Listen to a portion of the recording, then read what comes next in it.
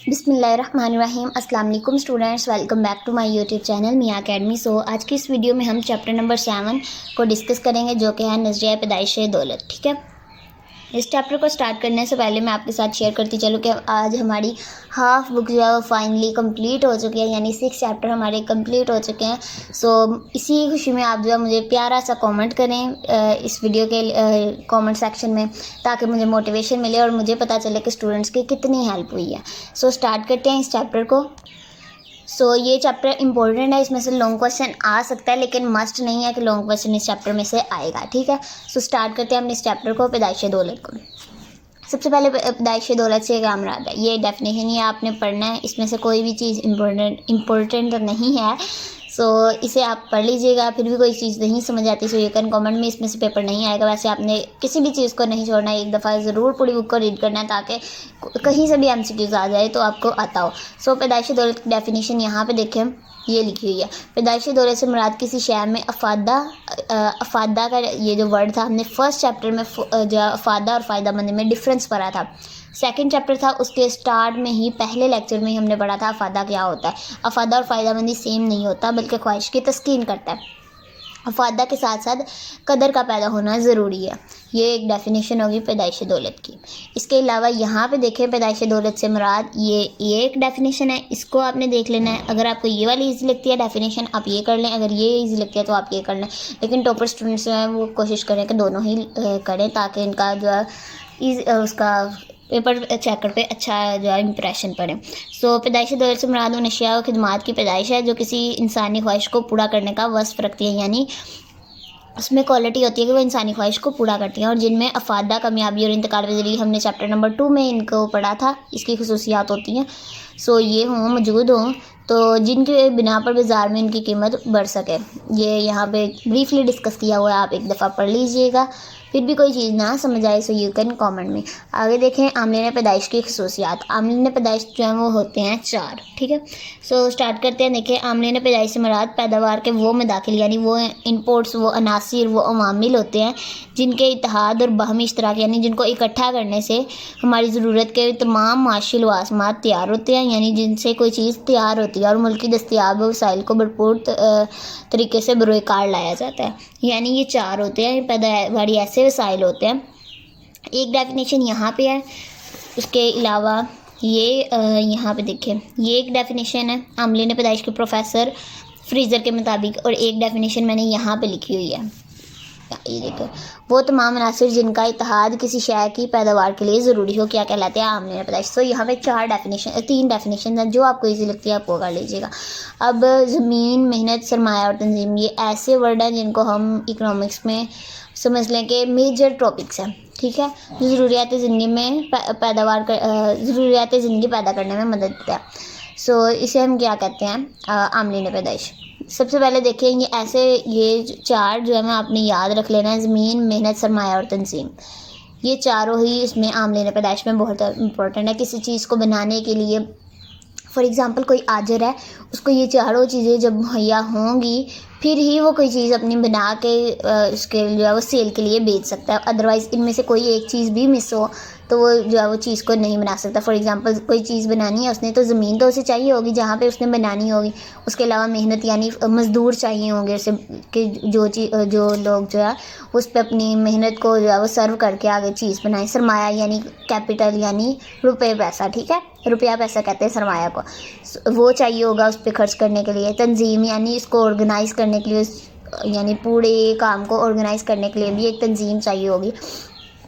ये चारों जो है वो इम्पोर्टेंट है। ठीक है, ये जो है वो आमलीन पैदाइश कितने होते हैं, 4 होते हैं, ये आपने याद कर लेने हैं। ठीक है, आगे देखें, ज़मीन का मफ़हूम। ये इनमें से वैसे जो आप शॉर्ट क्वेश्चन के लिए इस चैप्टर को प्रिपेयर करें। एक्सरसाइज वाले लेक्चर में मैं आपके साथ लॉन्ग क्वेश्चन इस चैप्टर के जो शेयर कर दूँगी, आप वही लॉन्ग क्वेश्चन सिर्फ कर लीजिएगा। ठीक है, आगे देखें ज़मीन का मफ़हूम। सो यहाँ पे अल्लाह ताला ने के अता करदा वसाइल को इस्तेमाल में लाकर दौलत को, ये आम पैराग्राफ है, आपने इसे पढ़ लेना है, ठीक है।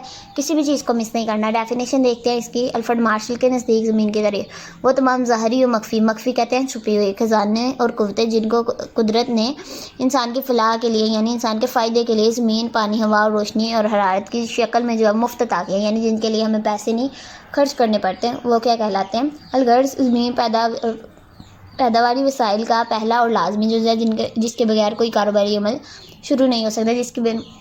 यानी हमारे पास कोई ज़मीन ही नहीं है तो हम किसी कारोबार को कैसे शुरू करेंगे? हो सकता है और नहीं हो सकता, और ना ही कुदरती वसाइल से इस्तेफ़ादा किया जा सकता। आगे देखिए इसकी खसूसियात, ये पढ़नी है आपने, जो आपने वैसे शॉर्ट क्वेश्चन के लिए याद कर लेनी है। वैसे एक हेडिंग्स जो है आपने टू द पॉइंट याद कर लेनी है, लेकिन ये जो अंदर वाला है इसे आपने पढ़ना है 1-2 दफ़ा, फिर आपने इसे अपनी वर्डिंग में एक्सप्लेन कर देना, ठीक है। कुदरत का मुफ्त अतिया, ये खसूसियात यहाँ पे 9 बताई हैं। महदूद रसद, यानी ज़मीन को बढ़ाया नहीं जा सकता या कम नहीं किया जा सकता, ये ज़मीन की एक खासियत हो गई है।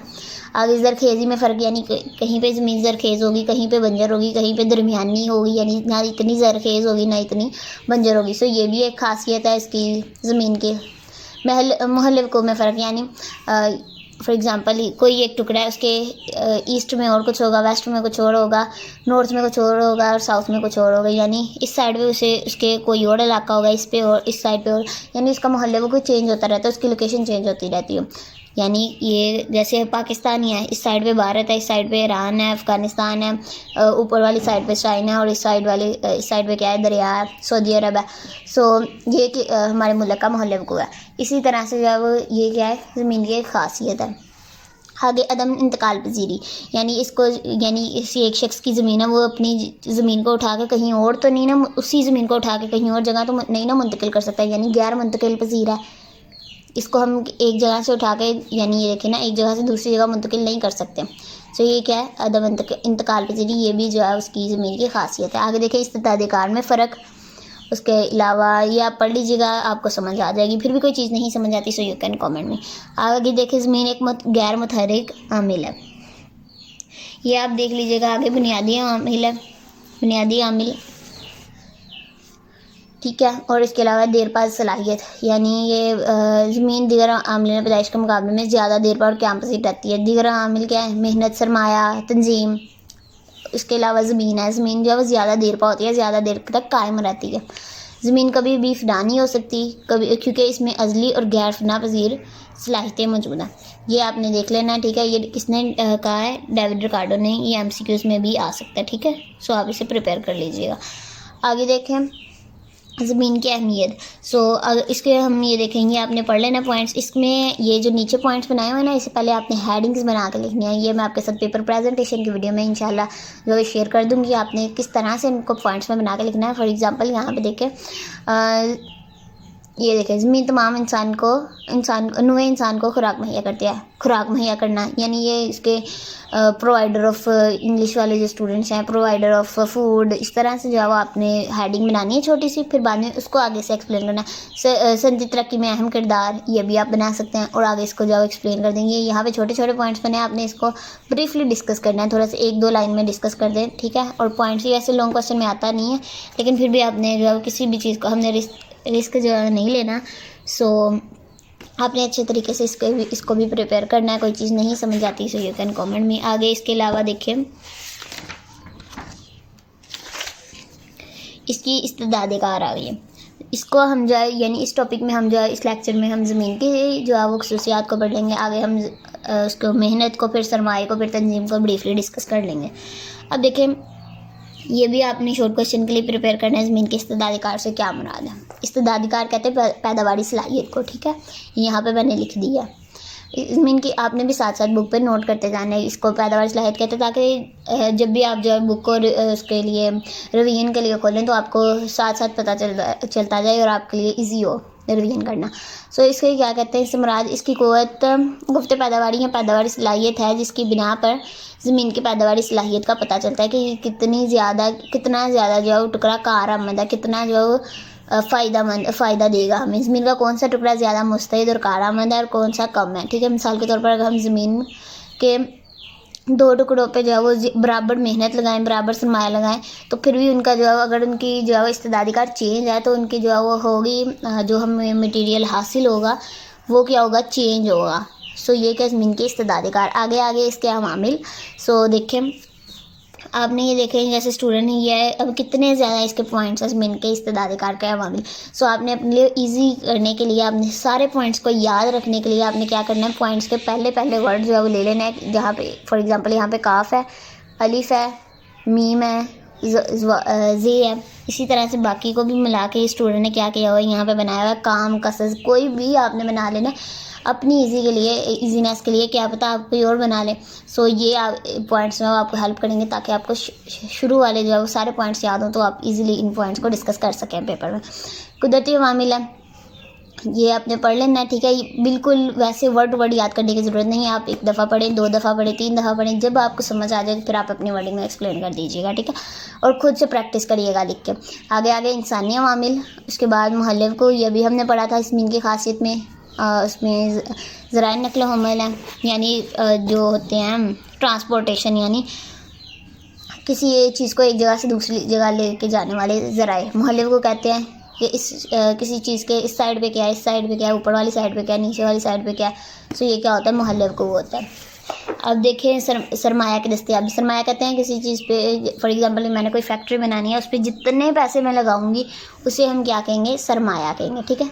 सो ये आपने देख लेना है किसान की मुस्तैदी, यानी वो किस तरह से कितना मेहनती है, कितना जो है वो काहिल है, कितना जो है वो ज़्यादा जो है समझदार है। सो इसमें मुस्तैदी को ये कहते हैं, ठीक है, इसको मुस्तैदी कहते हैं, किसान की मुस्तैदी। सो यहाँ पे हमारा जो हो गया टॉपिक ज़मीन का कवर। उम्मीद है कि आज का लेक्चर पसंद आया होगा। वैसे मैंने इस लेक्चर में ज़्यादातर कुछ डिस्कस नहीं किया, लेकिन फिर भी अगर आपको ईजी चैप्टर है, ये आम थ्योरी वाला चैप्टर है, कोशिश करिएगा कि इस चैप्टर में से जो है वो एक्सरसाइज वाला लेक्चर आप ज़रूर लें, ताकि मैं आप इसमें से शॉर्ट क्वेश्चन बताऊं और उस शॉर्ट क्वेश्चंस को जो है मैं आपके साथ जो है इंशाल्लाह ब्रीफली डिस्कस कर दूंगी। उम्मीद है कि आज का लेक्चर आपको पसंद आया होगा। चैनल को ज़रूर सब्सक्राइब करिएगा। आपके कमेंट्स पढ़ के मुझे बहुत अच्छा लगता है, सो कमेंट्स ज़रूर करिएगा प्यारा सा, कि आपको कितनी हेल्प हो रही है इन वीडियोस की, ताकि मुझे मोटिवेशन मिले। उम्मीद है कि आज का लेक्चर पसंद आएगा। वीडियो को लाइक करिएगा, चैनल को ज़रूर सब्सक्राइब करिएगा, दुआओं में याद रखिएगा। टेक केयर, अल्लाह हाफिज़।